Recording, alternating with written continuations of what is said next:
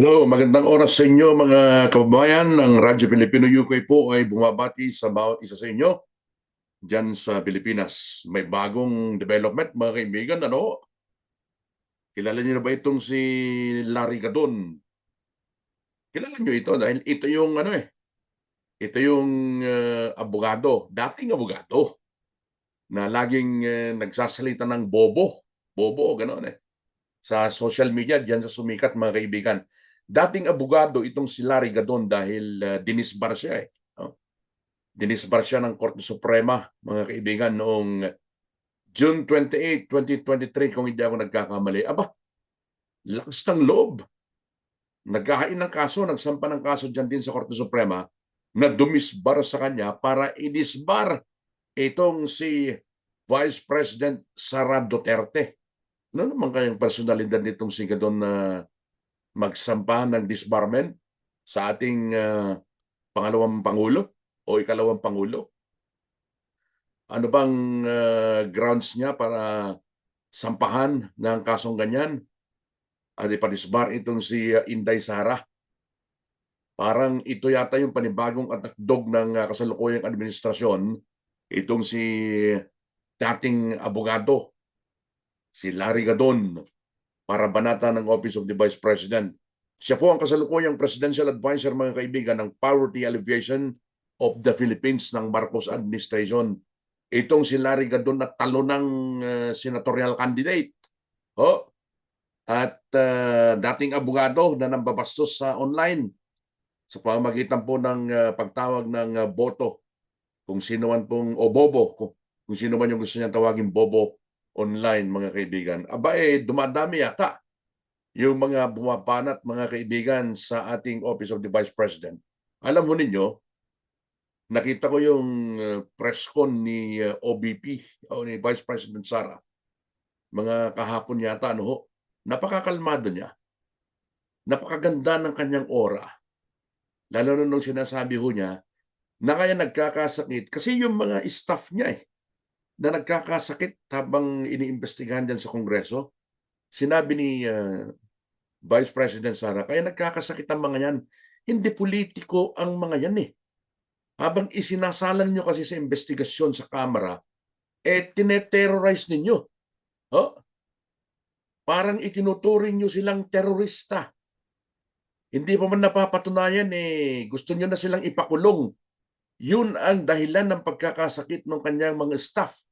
Sabi niya, hindi baling ako, dahil politiko ako, kaya kong tanggapin ang mga yan. Oh, kung nabigyan nga lang ng pagkakataon niya, baka sinumbag niya lahat yung mga nandyan sa nandyan sa committee na nag-iimbestiga dyan sa Kongreso eh. Napakaganda ng oras niya habang nagpapaliwanag siya sa mga reporters. Masaya siya.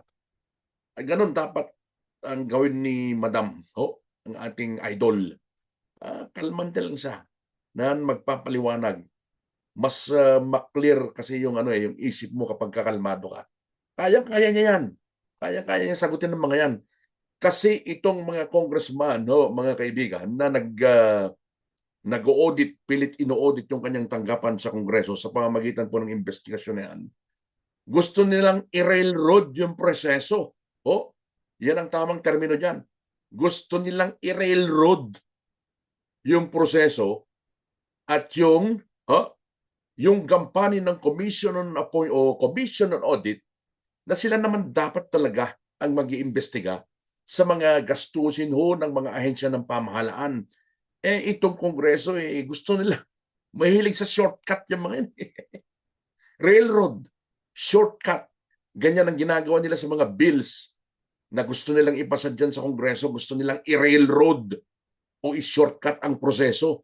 Gustong ganyan ang gawin po nila dyan sa Office of the Vice President. Unang-una, hindi naman kayo ang itinalaga ng gobyerno na mag-audit ng mga pundo na yan. Bakit hindi nyo muna i-audit yung sarili nyo mga komite? Yan, notorious ho yung Committee on Accounts dyan sa Kongreso, mga kaibigan. Yan dapat ang silipin ng mga kaibigan ho natin dyan sa Kongreso, mga kaibigan, mga kongresistang naniniwala sa katotohanan, i-audit nyo yung commission yung House Committee on Accounts. I-audit nyo ang tanggapan ng inyong speaker. i-audit ninyo ang tanggapan ng mga miyembro ng komiteng akala mo kung sino silang nandiyan, naghihiring sa Quadcom, House Committee on Good Government. Bago sana ninyo silipin ang tanggapan ng iba, bakit hindi nyo muna linisin sana yung inyong mga paligid? Malilinis ho ba kayo? Yun ang tanong ng mga nakakausap ko Pilipino ho dito sa London eh. Oh, hindi ko babanggitin yung kanilang pangalan dahil alam nyo na, medyo may nahihintikutan din sila sa nangyayari. Dahil matindi ho yung mga atake ngayon eh. Kung sino-sino ngayong umaatake dyan sa Office of the Vice President, yung mga kaalyado ng Vice President sa Senado, inaatake rin si Senador Bongo doon sa investigasyon, resulta ng investigasyon di umano ng isang komite dyan sa Senado, idinadawit yung pangalan nitong si Senador Bongo. Doon po naman sa usapin ng Parmali. O, kita nyo na. Itong si Gadon lumabas. Mga atakdog lumalabas na, unti-unting naglalabasan, dumadami, at yung mga kaalyado ng dating Pangulong Duterte at ni Vice President Sara, isa-isang idinadawit kung kani-kanino ano-anong issue, mga kaibigan. Ito pa ang isang malaking tanong ng mga kababayan natin dito sa London. Dito sa Marcos administration na ito, meron pa bang may tuturing na oposisyon? Meron pa bang oposisyon sa administrasyon na ito? Parang wala eh.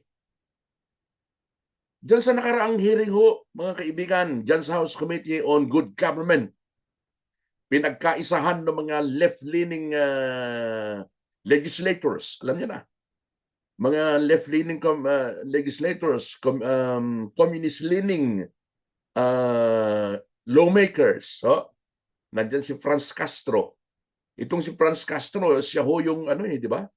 Nag-motion na i-contempt itong si Attorney Lopez. Sino ba itong si Castro? Na-convict ito, di ba? Convicted ito kasama si may isa pa na lawmaker dati. Si Casatur Ocampo. Convicted silang dalawa. At kita nyo, gaano sila kalinis na magpa-contempt na kung sino dyan na hindi naman napapatunayan. Itong nagpa-contempt, napatunayan na ito, convicted na ito eh. Itong si Franz Castro. Nandyan yung si Raul Manuel. Magkakasama na sila ng mga administration congressman para ho husgahan at banatan po itong si Vice President Sara Duterte ng kanyang tanggapan. Meron posisyon? Parang yun ho ang ipinagtataka ngayon at mahigpit na itinatanong, hinahanap ang kasagutan ng ating mga kababayan na nakausap ko po dito sa London. So yan lamang po. Sana teka muna, sana. Hindi, sigurado ako, hindi pa matatapos ito. Matagal pang laban ito mga kaibigan, pero sana maging kalmante lang si Idol, si Vice President na sagutin ng mga issue para mas maliwanag yung kanyang utak. Maliwanag yung kanyang pag-iisip na sagutin lahat yan. Kayang-kaya niya yan. Mga supporters na nagmamahal sa kanya, kayang-kaya niya po yan, mga kaibigan. Abangan lang natin. Ito pang isa, kararating lang ulit ni BBM, galing po dyan sa UAE, ibinebenta ang Pilipinas. Maglagak ng negosyo yung mga Arabo dyan sa ating bansa. Paano mo maiengganyo, mga kaibigan, na maglalagak ng negosyo ang isang negosyante sa ating bansa kung matindi po ang awayang politika sa ating bansa? Politically unstable ho yung bansa natin sa away ho na yan eh. Kaya kung gusto mong maraming maglagak sa ating bansa, Mr. President, tasan mo yung mga alipores mo dyan sa Kongreso, atasan mo sila. Natigilan nila yung investigasyon na yan. Malilinis ho ba sila? Mahilig silang mag-investiga yung sariling background ho kaya nila. Sila ba ay napakalinis? At sila'y naninilip ng mali ng iba? Magsalamin ho kaya muna kayo. Yan ho ang panawagan, mga kaibigan, ng ating mga kababayan dito po naman sa London na ayaw na at umay na sa mga kaso ng pamumulitika dyan po naman sa Pilipinas. Siya nga pala mga kaibigan, no, mga nanonood sa ating vlog, pwede nyo po akong i-add sa Facebook para po sa mas marami pang ugnayan natin. Pagtingin po natin sa mga issue na alam po natin, hindi nararapat ano ho. Ang name ko po sa Facebook mga kaibigan, itong Radyo Pilipino UK is an online radio na nagpapatugtog po ng mga OPM, Original Filipino Music, na nakabase po dito sa London, and I'm running it mga kaibigan. Pero ang name ko po sa Facebook, kung gusto nyo akong i-add o i-follow para sa mas marami pang ugnayan ho natin, ang name ko po ay si Buddy A. Bernardino. Buddy Bernardino. Yan lamang po. Susunod to ulit mga kaibigan ha. I-follow nyo lamang ho at mag-subscribe kayo sa ating channel para sa mas marami pang ugnayan ho natin. Ako'y binabahagi lamang yung aking kikipag-usap sa mga kapwa Pilipino natin dito na alam nyo naman kahit malayo gusto nilang malaman ang mga nangyayari sa aming bansang pinanggalingan. Maraming salamat po sa inyo mga kaibigan at mabuhay po kayo. Thank you po.